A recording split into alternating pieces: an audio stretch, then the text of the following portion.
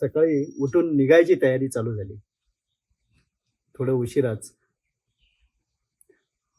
बापूंबरोबर पुन्हा एकदा बसलो सकाळी. बापू म्हणाले, की पुढच्या प्रवासात जाताना घाटपिपरीयाला आमचा आश्रम आहे. त्या ठिकाणी मुक्काम करा. मी तुम्हाला नंबर देतो. वाडी बरेलीला एक कॉन्टॅक्ट दिलं आणि त्यांना सांगितलं, की पुढची व्यवस्था करा म्हणून. हा प्रवास जवळपास 700 ते 750 किलोमीटरचा होता. खूप पुढे जलद निघालो होतो कारण आजोबांच्या श्राद्धाला घरी पोहोचायचं होतं आणि हे सगळं कॅल्क्युलेशन केलं होतं. सकाळी निघालो. वाडी बरेलीपर्यंत पोहोचेपर्यंत जवळपास रात्री 10 वाजणार होते. वाटेत जाताना इंदोरवरून जाणार होतो, तर इंदोरला भक्तराज महाराजांचा आश्रम आहे. दुपारच्या जेवणाची व्यवस्था होईल. त्यामुळे इंदोरला गेलो. आश्रमात गेलो. आश्रमात म्हटलं कुणालाच ओळख नाही दाखवायची. पण जसं गेलो आतमध्ये तर म्हटलं असं व्हायला नको की मी इथे येऊन गेलोय आणि कुणाला समजलं तर ते बरोबर नाही. म्हणून राजूदादांना कॉल केला. म्हटलं मी आश्रमात आलोय आणि त्यांनी सगळी व्यवस्था पुढे सगळ्यांना कॉल केले आणि नंतर जेवणाची व्यवस्था झाली. सगळं आम्ही मग बोलणं चालणं झालं की असं असं आहे, आम्ही परिक्रमेत आहोत, मी गाडीने करतोय आणि सगळं इतिवृत्त सांगितलं गेलं. राजूदादांना येणं तिथे शक्य नव्हतं. परत कॉन्टॅक्ट केला की मी निघतोय. दुपारचं जेवण करून आम्ही भोपाळ मार्गे साधारणतः 8-8:30 वाजता वाडी बरेलीला पोहोचलो. वाडी बरेलीत पोहोचल्यानंतर जे बापूंनी कॉन्टॅक्ट दिला तो माणूस आला.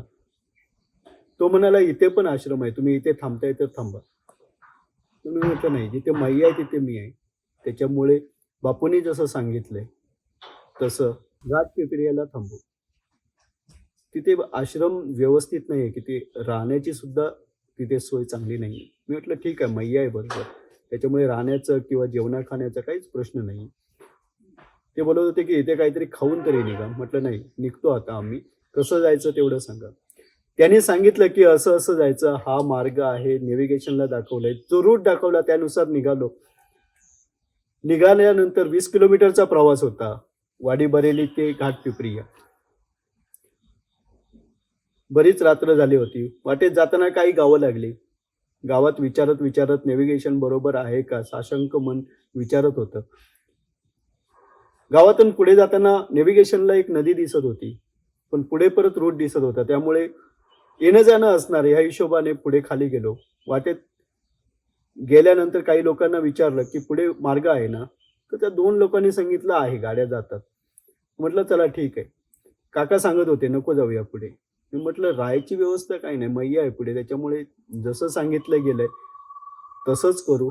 आपण जे आहे ते फॉलो करायचं आहे, बाकी काही नाही. अरुंद रस्त्याने नदीत गाडी घातली. चिखल होता. आता गाडी फसली नदीत. मागेही जाता येईना किंवा पुढेही जाता येईना. गाडी मागे पुढे करतोय तर आणखी खाली रुतते. काका पण घाबरले, मी पण. साहजिकच घाबरणं स्वाभाविक होतं. काकांना म्हटलं एक काम करूया, इथे उतरूया, मागे गाव आहे तिथे जाऊया, गावातल्या लोकांना सांगूया की असं असं झालंय. मागे जवळपास 1-1.5 किलोमीटरवर गाव होता. गाडी तिथेच ठेवली आणि आम्ही निघालो. आता गावात गेलो तर भरपूर मंडळी बसली होती सगळी. त्यांना सांगितलं की असं असं इथून गेलो आम्ही आणि खाली गाडी नदीत रुतली आहे. तर ते बोलतात तुम्ही गेल्यातच कसे? आम्ही बराच वेळ झाला इथे आहोत, इथून कोणी गेलंच नाही. नाही म्हटलं, इथे 2 माणसं होते, ते गायी पण बसल्या होत्या. म्हटलं त्या 2 माणसांनी त्या गायी बाजूला केल्या. त्यानंतर आम्ही पुढे निघालो. तर ते बोलले चला मागचं झालं ते झालं, असू दे, गाडी आधी बाहेर काढूया. ते हिंदी बोलत होते. त्यांची भाषा हिंदीचीच बोलीभाषा काहीतरी होती. ते काय बोलत होते माहित नाही, किंवा आमची भाषा हिंदी त्यांना समजत नव्हती, पण त्यांचे भाव समजत होते. जे काय तोडकं मोडकं हिंदी समजत होतं त्यानुसार समजलं की आम्ही परिक्रमावासी असल्यामुळे त्यांनी एक आम्हाला आदर दिला होता आणि ते आमची मदत करायला तयार होते. त्यानुसार ते सगळी एक 10-12 मंडळी, 10-15 मंडळी नदीपर्यंत आली. रात्रीचे 10:30 वाजले होते. दिवसभराचा प्रवास 700 ते 750 किलोमीटर.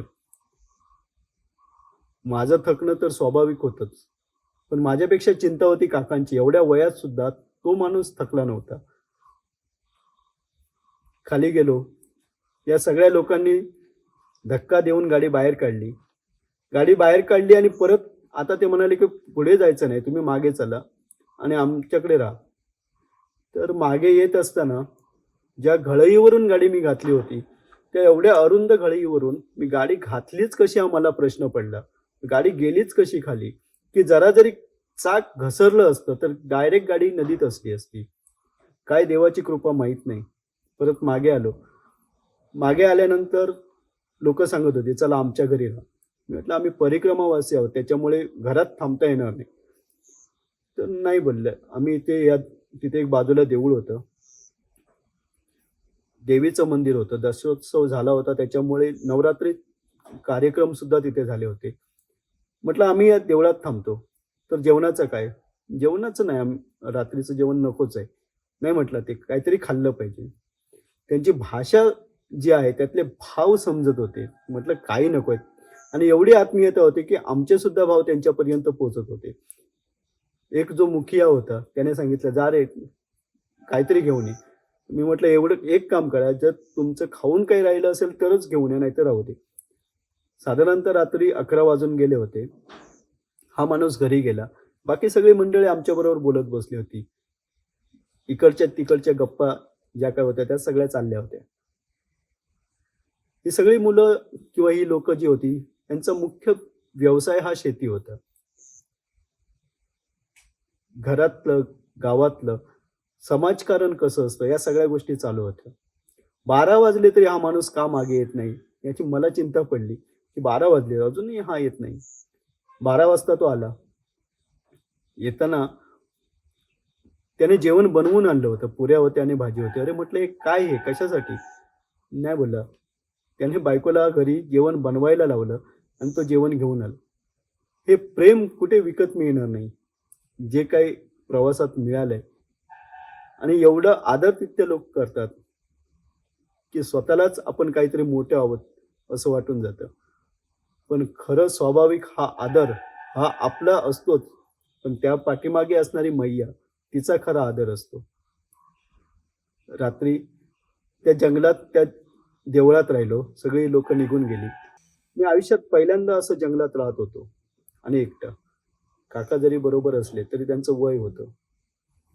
आणि या काकांना एक सवय काय होती, की रात्री हे काका उठायचे आणि उठून चालायला लागायचे. मला एकच फक्त प्रश्न होता, की रात्री जर उठले आणि काका निघून गेले तर काय?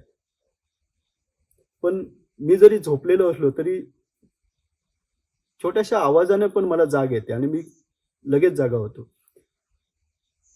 रात्री 3-3:30 वाजता काका उठले. काका उठून निघायला लागले. म्हटलं कुठे जाताय? नाही, लघवीला जाऊन येतो. ते जाऊन येऊन परत झोपले. एवढी जबाबदारी आपल्यावर असते की या माणसाला आपण घेऊन आलोय आणि त्यांना परत सुखरूप न्यायचंय. सकाळ झाली. सकाळी उठलो. सकाळी पुन्हा हे सगळे लोक जमा झाले. चहा प्यायला आमच्या घरी चला. तर म्हटलं एकत्र सगळ्यांनी चहा घेऊ. म्हणजे जी नदी होती त्या नदीला गेलो. प्रात्यविधी केला, आंघोळ केली, पूजा झाली. सगळ्यांचा चहा एकत्र झाला आणि सगळ्यांना निरोप देईपर्यंत 10 वाजले. मग तिथून पुढच्या प्रवासाला निघालो. आता इथून डायरेक्ट आपण अमरकंटकला जायचं. आज अमरकंटकला थांबायचं आणि उद्या कोकसरला यायचं, कोकसरला थांबायचं आणि परवा खंडवा मार्गे आपण ओंकारेश्वरला येऊन परिक्रमा पूर्ण होईल. त्यानुसार निघालो. वाटेत जाताना खूप मनमोकळं सगळं वाटत होतं. तिथला प्रवास, आजूबाजूचा निसर्ग सगळा खुणावत होता. चाललोय. जबलपूरला म्हटलं जेवण करू आपण आणि नंतर अमरकंटकला निघू. अमरकंटकला आपण 8-8:30 पर्यंत पोहोचतोय. मी ज्या स्पीडने चाललो होतो 70-80च्या, तर काका म्हणतायत की थोडी गाडी फास्ट मारा. म्हटलं काका आपण या स्पीडने बरोबर जाणार आहोत, तर त्याची काय आवश्यकता नाही. तुम्ही नामस्मरण चालू ठेवा, आपण जाऊ व्यवस्थित. पण अचानक काय झालं माहित नाही. समोरून 4-5 गाई धावत आल्या डिवायडरच्या बाजूने आणि जे मला मुख्य काचेतून दिसल्याच नाहीत. ड्रायव्हरच्या बाजूची जी काच असते त्या काचीतून मला समजलं की गायी आल्या आणि त्या एवढ्या फास्ट आल्या होत्या की मलाही काय करायला काही वावच नव्हतं. काय झालं माहित नाही. गाडी जाऊन ठोकली एवढं समजलं. मी सुन्न झालो. पण मला धक्का पण लागला नव्हता. गाडीतून उतरलो. गाडीकडे बघितलं पण नाही. पहिलं गाईला जाऊन बघितलं की काय लागलंय. एका गाईला खूपच लागलं होतं. 2 गाईंना थोडंफार लागलं होतं. माणसं गोळा झाली. माणसाला म्हटलं, "पाणी घेऊन या, पहिल्या या गाईला पाणी देऊ." तर कोणीतरी पाणी आणायला गेलं. गाय उठली, बाजूला जाऊन बसली. तोपर्यंत म्हटलं पाणी येईल. गाडीकडे बघितलं तर गाडीचं बॉनेट, इंजिन सगळं मागे गेलं होतं. काच फुटून वर वरतीपर्यंत अगदी स्क्रॅचेस केले होते. काकांना म्हटलं, "काय झालं?" "काय झालं माहीत नाही. मी तुम्हाला हाक मारतोय तोपर्यंत गायी पुढे आल्या. तुम्ही ब्रेक लावलात आणि मी ओरडलो." मी म्हटलं, "हे मला काय माहिती नाही काय झालं ते. मी ब्रेक लावला, तुम्ही ओरडलात, हे काहीही माहीत नाही." पण एवढं सुन्न करणारं होतं, एवढं सगळं होऊन सुद्धा मला दोघांना पण धक्का पण लागला नव्हता. काही खरचटलं पण नाही. पुढची सगळी व्यवस्था आता करायची होती. कारण गाडी चालू होणारच नव्हती. पाणी घेऊन येणारा पाणी घेऊन आलाच नाही. आणि त्याच्यामुळे गाईला पाणी मिळालं नाही आणि गाय मेली. एवढं दुःख झालं, की माझ्या हातून काहीतरी वेगळं झालं असं वाटलं. गाडी आता पुढे न्यायची आहे. जबलपूरच्या मित्राला फोन केला. तो मित्र दिल्लीला गेला होता. त्याच्यामुळे तो बोलला, "मी सगळी व्यवस्था करतो." त्याने सगळं त्याच्या जो मेकॅनिक होता त्याला फोन केला. गाडी टो केली आणि जबलपूरला आणली. हा अपघात जवळपास 12-12:30 वाजता झाला होता. टो करेपर्यंत तिथे 3 वाजले आणि पुढे जबलपूरला पोहोचेपर्यंत 4-4:30 झाले. त्यांच्या गाडी हातात दिली. मी म्हटलं, "परिक्रमेत आहे. त्याच्यामुळे काहीही करा, कसंही करा. उद्या सकाळी 9-9:30 पर्यंत मला गाडी पाहिजे. पुढे मला जायचंय, पोहोचायचंय." ते बोलले, "ठीक आहे." मी जबलपूरला गेलो. जबलपूरला दादाजींचा दरबार आहे आणि या दरबारात पगलानंद स्वामी असतात आणि त्यांच्यामुळे त्यांच्याबरोबर काही वेळ आपल्याला घालवता येईल असं वाटलं. गाडी सोडली. दादाजींच्या दरबारात आश्रमात गेलो. आश्रमात आसन लावलं. संध्याकाळी पगलानंद स्वामींबरोबर होतो. सगळे हकीकत सांगितली. ती रात्र गेली. दुसऱ्या दिवशी सकाळी परत पुन्हा पगलानंद स्वामींबरोबर काही वेळ राहता आलं. खूप चांगलं असं ध्यान तिथे झालं आणि नंतर दुपारी जेवण केलं. दुपारी जेवण केल्यानंतर पुन्हा मेकॅनिककडे आलो. म्हटलं, "गाडी झाली आहे का?" तो बोलला, "गाडी झाली आहे, पण गाडी मी तुमच्या हातात देणार नाही कारण खूप लांबचा प्रवास आहे आणि मला अजून टेस्ट करायची आहे. तर मीच कॉन्फिडंट नाही आहे की तुम्हाला गाडी देईन." तर म्हटलं, "काय करणार पुढे?"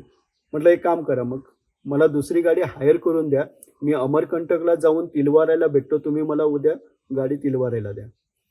त्याने गाडी हायर केली, मला दिली आणि पुढची गाडी घेऊन मी अमरकंटकला निघालो. अमरकंटकला रात्री दर्शन करायचं आणि सकाळी पहाटे निघायचं हे ठरलं होतं किंवा रात्रीच निघू. दिंडोरीला न जाता दिंडोरीच्या अगोदर जोगी घाट आहे. जोगी घाटवरून आपण लेफ्ट घेऊन अमरकंटकला जाऊ असं ठरलं. संध्याकाळी 6-6:30 वाजता जोगी घाटला पोहोचलो. जोगी घाटला मय्येमध्ये आंघोळ केली, पूजा केली, आरती झाली आणि तिथे काही लोक होती. ते बोलले, "असं करा, आज तुम्ही काही करा, पण अमरकंटकला थांबा. तिथे चांगली व्यवस्था आहे